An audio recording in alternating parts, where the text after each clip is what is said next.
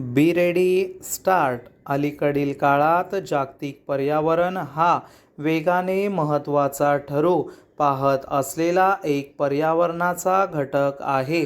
भारतीय कंपन्या या जागतिक परिस्थितीचा विचार करून अधिक कार्यक्षम बनू लागल्याचे श्रेय उदारीकरणाला द्यायला हवे. व्यवसाय संस्थेच्या बाहेरील संस्थांच्या कामकाजावर परिणाम करणाऱ्या घटकांचा समावेश सामाजिक व सांस्कृतिक पर्यावरणावर होतो. या संस्थाबाह्य घटकांमध्ये लोकांची काम करण्याची व संपत्तीकडे पाहण्याचा दृष्टिकोन, कुटुंबातील भूमिका, शिक्षण, नीतिमूल्ये इत्यादींचा समावेश होतो. परिच्छेद. अशा प्रकारे व्यवसाय हे तंत्रज्ञान, आर्थिक, सामाजिक, सांस्कृतिक, जागतिक आणि नैसर्गिक घटकांच्या सानिध्यात कार्यरत असते. व्यावसायिक संघटनांना त्यांचे व्यावसायिक पर्यावरण व त्यातील होणारे बदल समजून घेणे आवश्यक आहे.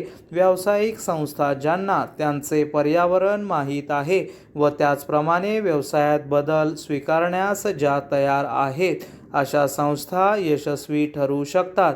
परिच्छेद. पर्यावरण व्यवसायात यशस्वी होण्याच्या अनेक संधी उपलब्ध करून देता येतात.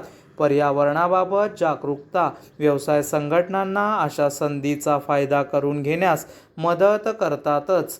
पर्यावरणाची जागरूकता संघटनांना वेगवेगळी धोके ओळखण्यास मदत करते आणि पूर्वसूचना देण्याचे काम करते. आजचे व्यावसायिक पर्यावरण जलद गतीने होणाऱ्या बदलामुळे गतिमान बनले आहे. बाजारपेठेची गोंधळलेली अवस्था, कमी विश्वासार्हतेची प्रत, जास्त मागणी करणारे ग्राहक आणि तीव्र प्रचंड जागतिक स्पर्धा हे आजच्या व्यावसायिक पर्यावरणाची प्रतिमा आहे.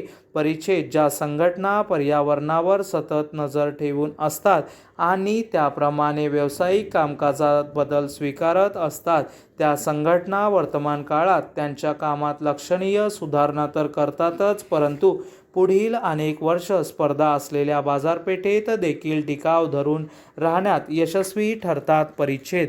देशाच्या संभवनीय आर्थिक विकास देशाची आर्थिक स्थिती निश्चित करतो. देशाच्या आर्थिक परिस्थितीचा परिणाम व्यावसायिक कामकाजावर होत असतो. तंत्रज्ञानाचा प्रभाव नेहमीच समाज जीवनावर पडतो. तंत्रज्ञानातील विकासामुळे समाजावर दूरगामी परिणाम होतात. प्रत्येक व्यक्ती व समाजाचे जीवनच बदलून जाते.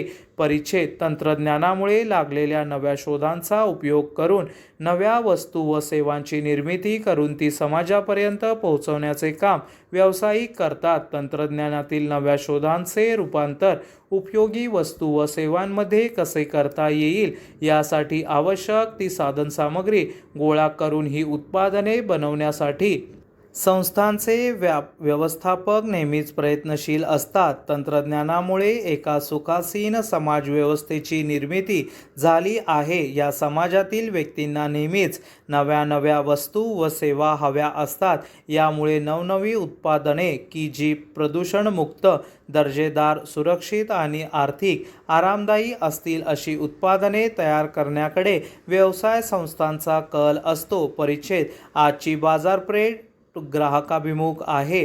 ग्राहकांना सध्याच्या परिस्थितीची जाणीव आहे. ग्राहकाला बाजारपेठेचे ज्ञान असते. स्पर्धेमुळे ग्राहकाला बाजारपेठेत उत्तम दर्जाच्या वस्तू खरेदी करण्यास बराच वाव असतो.